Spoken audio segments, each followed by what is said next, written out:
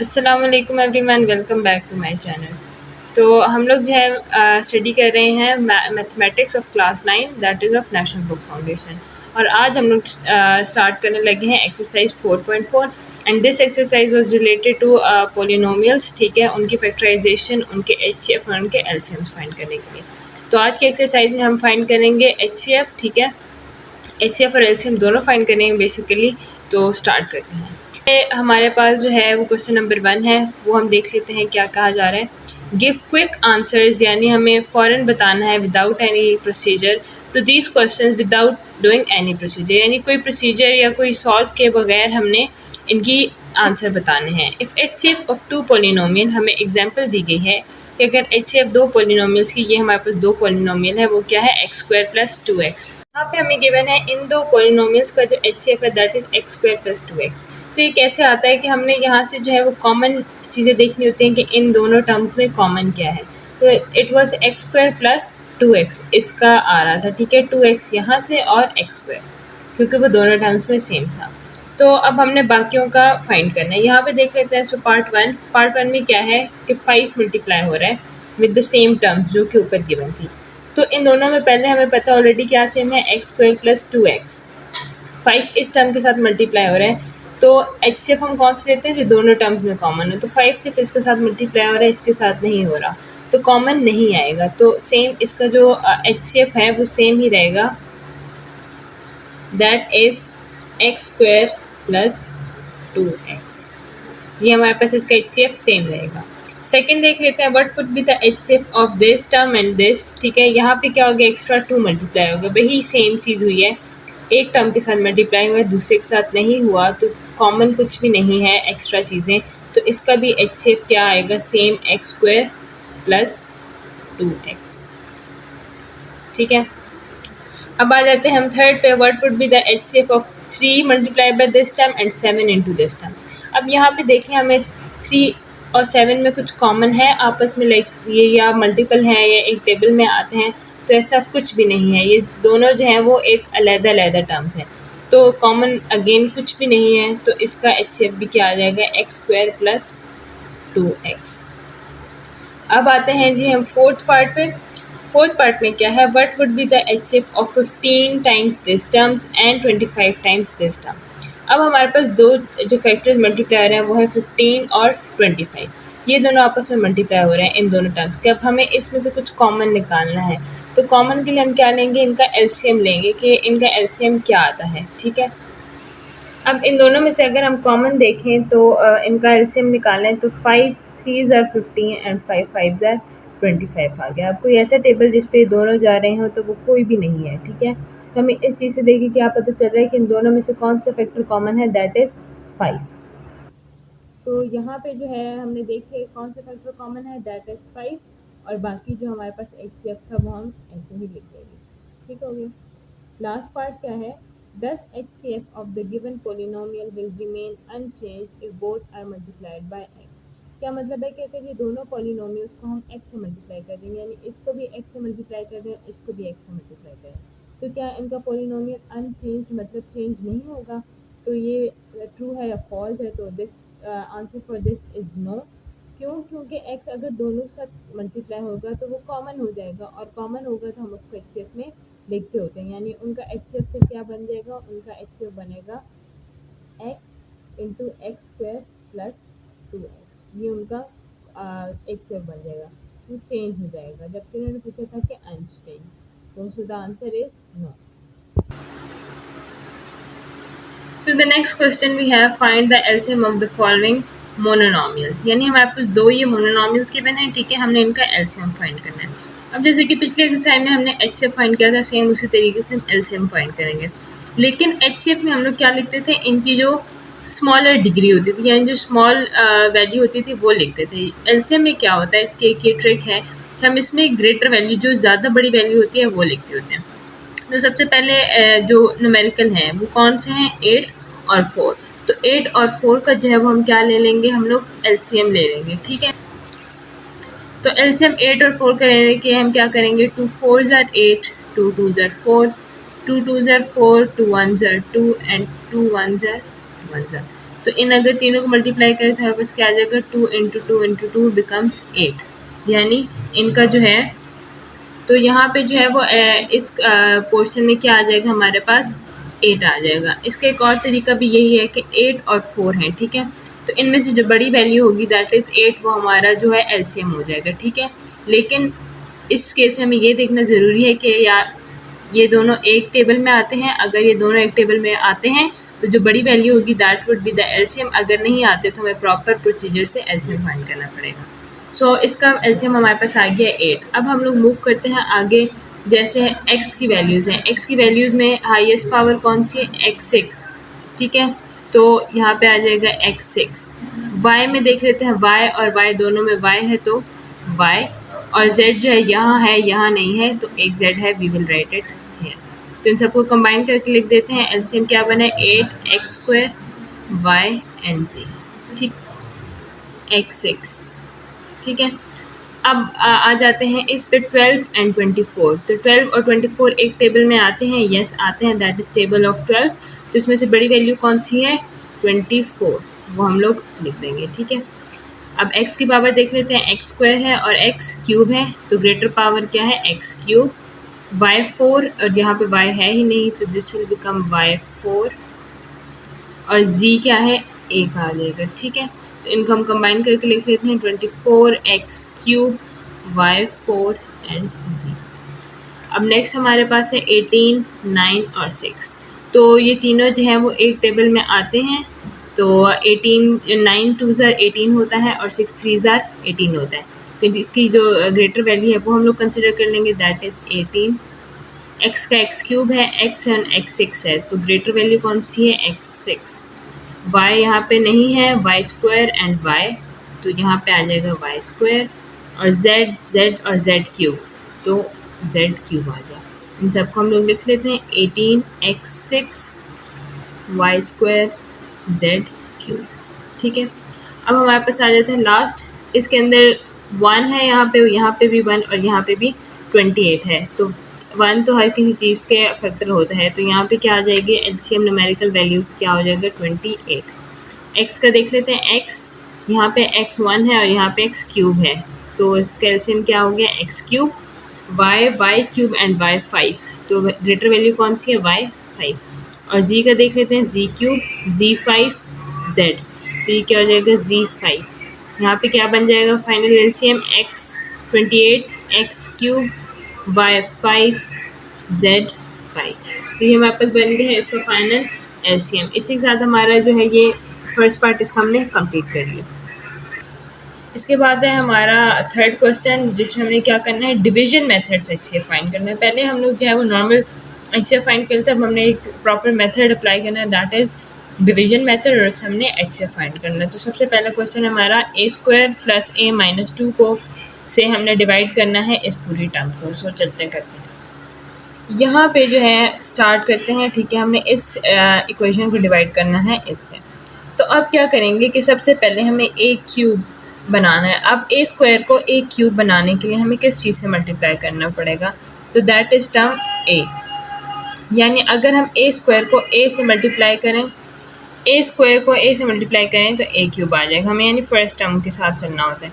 तो हम यहाँ पे इस टर्म को a² + a - 2 इसको मल्टीप्लाई कर देते हैं a के साथ, तो क्या बन जाएगा, a³ + a² - 2a, ठीक है।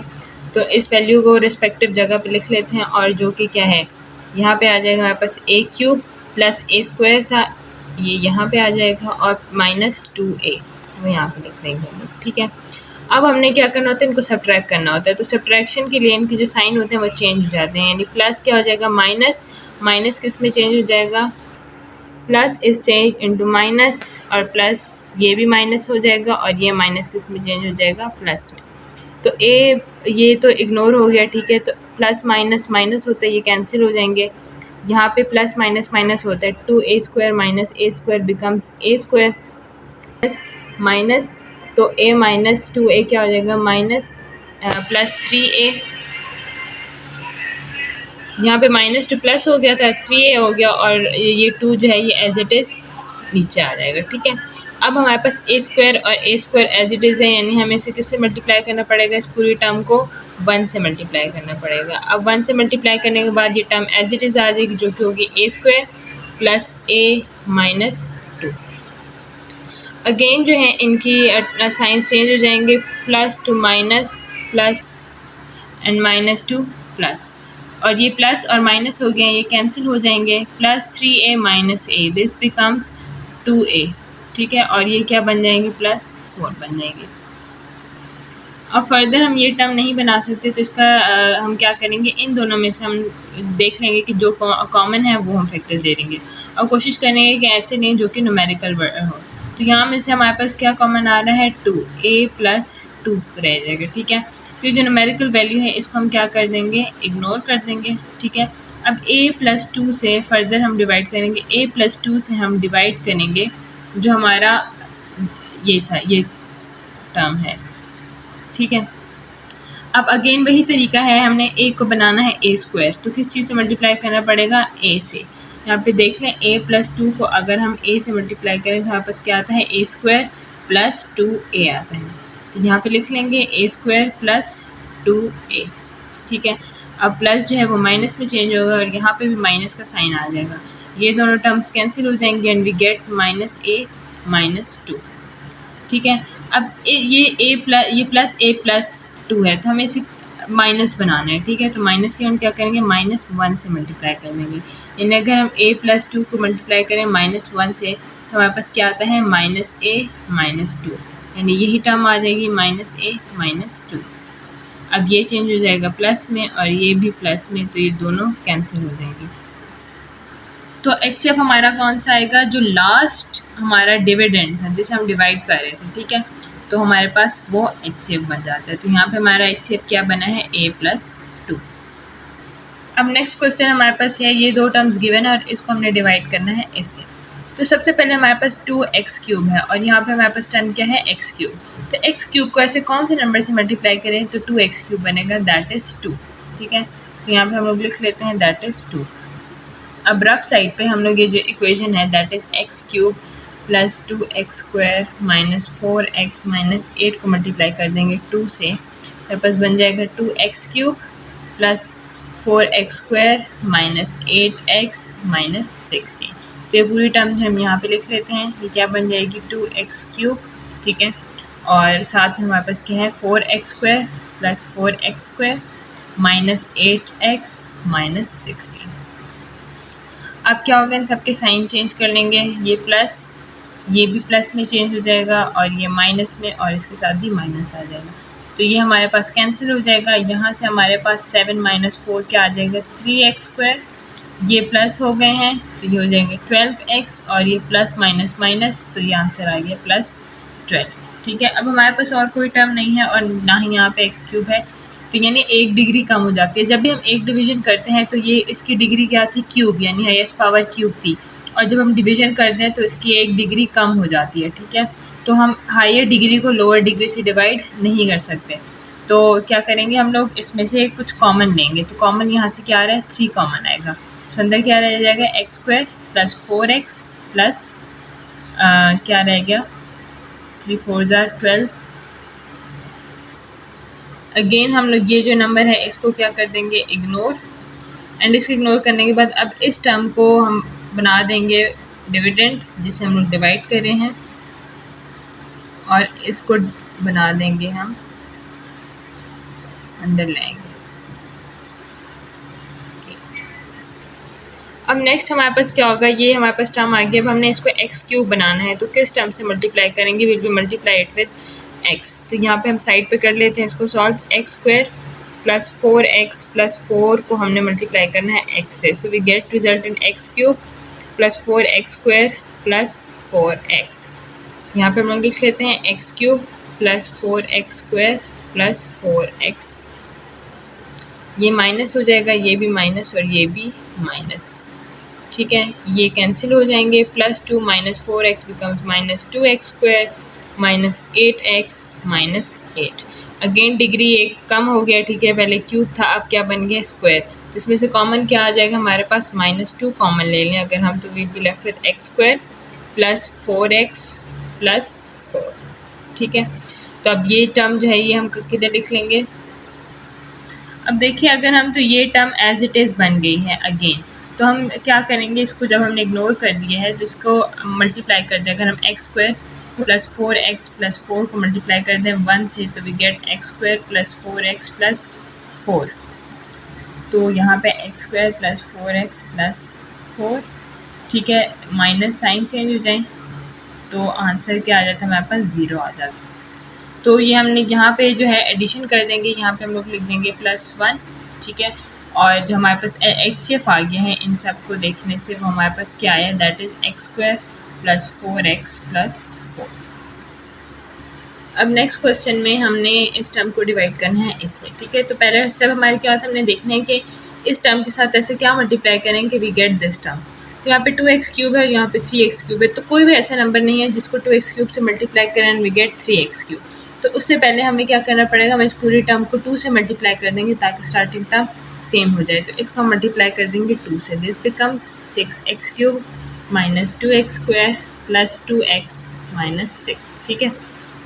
अब 6 बन सकता है, 6 कैसे बनेगा, 2x³ को किस चीज़ से मल्टीप्लाई करें तो हमारे पास ये आंसर आएगा, दैट वुड बी 3। तो हम यहाँ पे साइड में जो है मल्टीप्लाई कर लेते हैं, 2x³ plus x² minus x minus 2 को हम मल्टीप्लाई कर देंगे 3 से, this becomes 6x³ plus 3x² minus 3x minus 6। यहाँ पे लिख लेते हैं हम लोग 6x³ plus 3x² plus minus 3x minus 6, ठीक है। तो सारे साइंस जो हम लोग चेंज कर देंगे। अब क्या होगा, ये साइन चेंज हो गए, ये दोनों भी कैंसिल हो गए और ये दोनों भी कैंसिल हो गए, ठीक है, क्योंकि प्लस और माइनस साइन से यहाँ पे माइनस माइनस हो गया, दिस बिकम्स माइनस 5x² और ये क्या बन जाएगा हमारे पास, प्लस 5x। हम इसमें से क्या कॉमन ले सकते हैं, -5 कॉमन लें तो will be left with x² minus x, ठीक है। तो अब हम क्या करेंगे, x² माइनस x को बाहर लिखेंगे और अंदर जो हमारी टर्म क्या आ जाएगी, 2x³ plus x² minus x minus 2। अब x² को ऐसे कौन सी टर्म से मल्टीप्लाई करें तो 2x³ आएगा, दैट इज़ 2x, ठीक है। तो x² माइनस x को हमने मल्टीप्लाई करना है 2x से, तो we gate 2x³ minus 2x², ठीक है। इसके बाद क्या होगा, यहाँ पे मल्टीप्लाई कर लिया, we get 2x³ minus 2x²। ये इसका साइन चेंज हो जाएंगे तो ये cancel and this becomes 3x² minus x minus 2, सही है।